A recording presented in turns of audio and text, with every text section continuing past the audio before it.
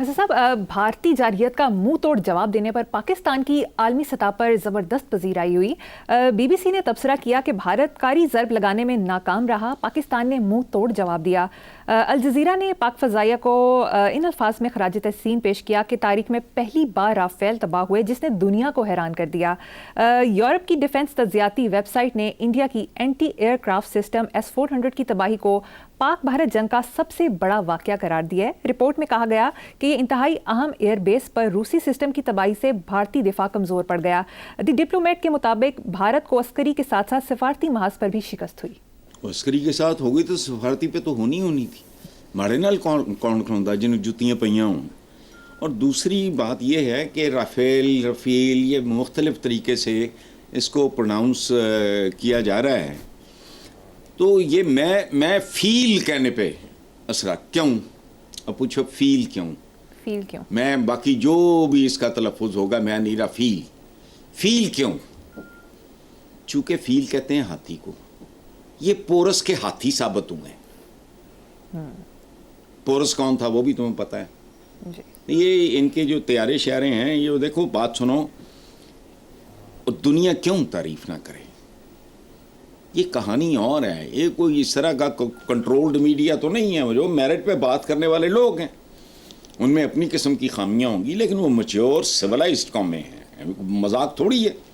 جو تمہیں چاند اور مریخ پہ لے گئے ہیں، جنہوں نے تمہیں گاڑیاں دے دی ہیں، AC دے دی ہیں، فلانا کر دیا ہے، MRI کی مشینیں پتہ نہیں کیسی بلائیں دے دی ہیں، جنہوں نے اعضاء کی پیوند کاری تمہیں دے دی ہے، یہاں کیسے ڈنڈی ماریں گے ہو؟ اور یہ پرفارمنس ایسی تھی، کیا کرو گے آپ؟ کوئی بندہ اپنا کام بہت اعلیٰ پرفارم کر رہا ہو، دو ہی آپشنز ہیں نا، یا آپ چپ رہو یا تعریف کرو۔ بڑ کرو گے تو لوگ کہیں گے لانتی ہے یہ۔ سو انٹرنیشنل میڈیا اگر خراج تحسین پیش کر رہا ہے فوج کو، فضائیہ کو، تو بڑی خوبصورت۔ اس کے علاوہ کیا کریں وہ؟ یا چپ رہیں؟ وہ انہوں نے رہنا نہیں، بکاؤ ہے نہیں، وہ ان کے اوپر کوئی ایسی پابندیاں بھی نہیں ہیں، اس لیے وہ ٹھیک بات کر رہے ہیں۔ بالکل صحیح، درست کہا انہوں نے، جتنا کہا خوب کہا، بہت اچھا، پرفارمنس ہی ایسی ہے، اب کیا کریں؟ بے شک۔ آگے چلتے صاحب، پاکستان کے ساتھ یکجہتی کا اظہار کرتے ہوئے آذربائیجان میں پاک فوج کی فتح کا جشن منایا گیا۔ آذربائیجان اور ترکی نے کھل کر پاکستان کی حمایت کرتے ہوئے عالمی سطح پر اپنا موقف پیش کیا۔ اچھا دیکھو، ترکی، آذربائیجان یا بنگلہ دیش کے عوام نے بجا طور پہ، بلکہ میرا خیال ہے پورا عالم اسلام، اور ہم ساتھ ایک دوسرے کے ساتھ، اور کیا کریں یہ وہ اس کو بات کی بات ہے، لیکن ایک رشتہ تو ہے۔ اچھا، انڈیا نے ان میں سے چند ممالک کے ساتھ، میرا خیال ہے ٹرکی اور آذربائیجان کے ساتھ ٹریڈ سسپینڈ کر دی ہے، انہوں نے معطل کیا یہ۔ اچھا، لیکن ذہنیت دیکھو کتنی گندی ہے، کتنی عجیب۔ خود ہندوتوا یا توا جو بھی ہے وہ بیچ رہا ہے، ایسا ہی ہے۔ تے ہم نہیں مسلم مما مروڑ کا دے اٹھ دے۔ وہ ہمارا بھی تو ایک ماضی ہے نا مودی صاحب، خود ہندوستان میں لے دے کے ایک ہی ملک ہے، اس کے اندر بھی دائرہ بے شمار اور مذاہب کے لوگ ہیں، یہ وہ خود تے اتھے تبا دوا بجان کڑکان ڈے تے وہ تم ساڈے مسلمان بھرا نے یہ نہیں کرن گے تے کی کہیں گے؟ اچھا، اس کو چھوڑو تم، وہ ان کے بارے میں اگلا سوال نہ کرنا یار، کراہت آنے لگ گئی ہے۔ اچھا، مجھے جو سرپرائز ملا ہے نا اپنے چائنیز، میرا اندازہ نہیں تھا، وہ تو مجھے لگا ہے کہ پنجابیوں کی کو قسم ہے، جیسے وہ ان کی ایک میم نے میلہ لوٹ لیا ہے، جیسے وہ لگے ہوئے تھے۔ مجھے تو سچی بات ہے ان کی حصے مزاح نے it has come as a very very pleasant shock, وہ سیلیبریٹ کر رہے ہیں۔ تو بھائی باقی تو سارے ہمارے مسلمان ہندو تبا یا توا جو بھی ہے، یہ گند بلا کس زمانے میں کیا بیچنے کی کوشش کر رہے ہو؟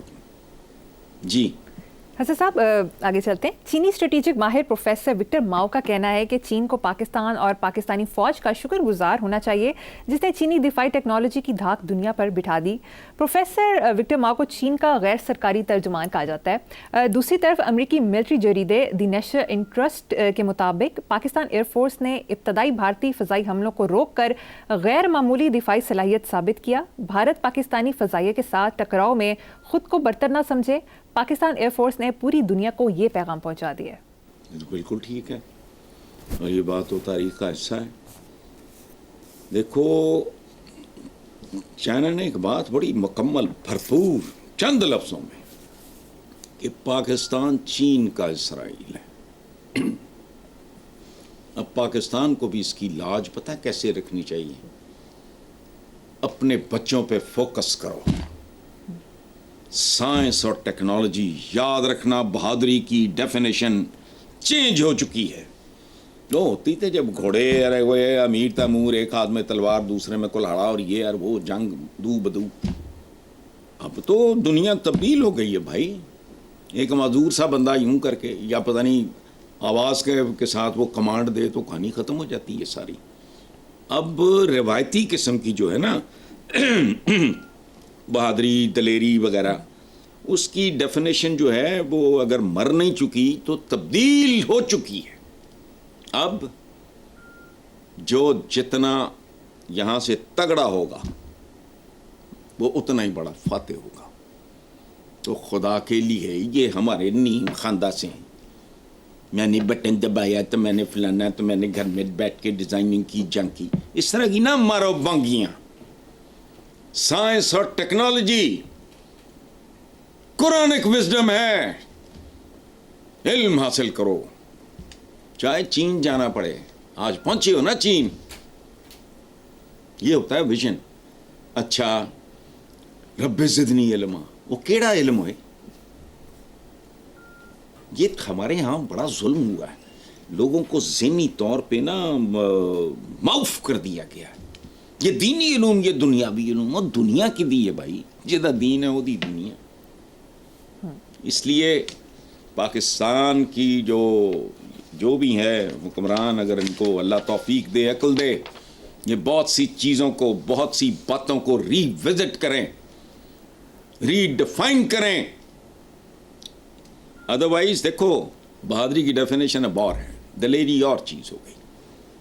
آگے چلو. بالکل درست حسن صاحب. ہوتے دبایا کہ نہیں ہو سکتا نا.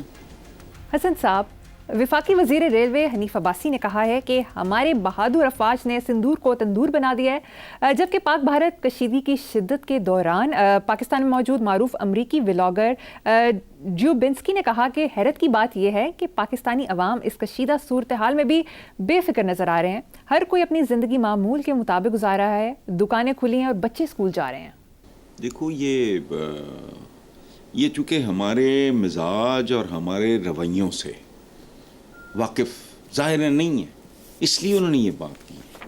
مجھے قطعاً رتی برابر حیرت نہیں ہوئی چونکہ میں واقف ہوں اپنے آپ سے.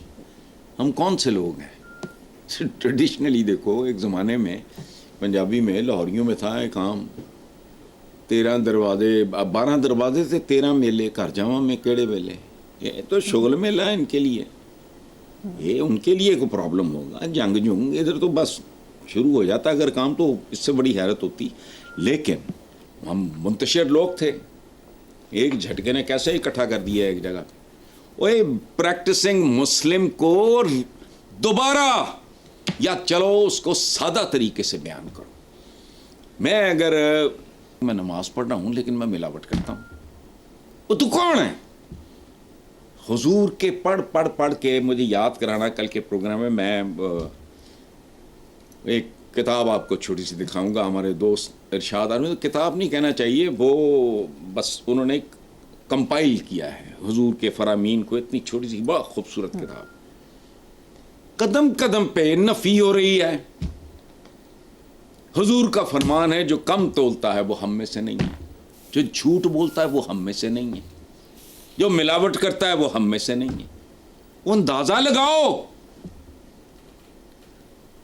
یہ ہماری عبادات صرف جنت کے لیے نہیں ہے.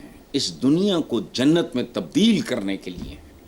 اور اس کے لیے آپ کو یہ سارا کچھ جو ہے اس کو ری ڈیفائن کرنا ہوگا. بتائیں کہ یہ جو ہمارا پابند صوم و صلات یہ وہ ہونا ہے, اس کے نتیجے میں یہ ہونا ہے, ورنہ تم ہم میں سے نہیں ہو.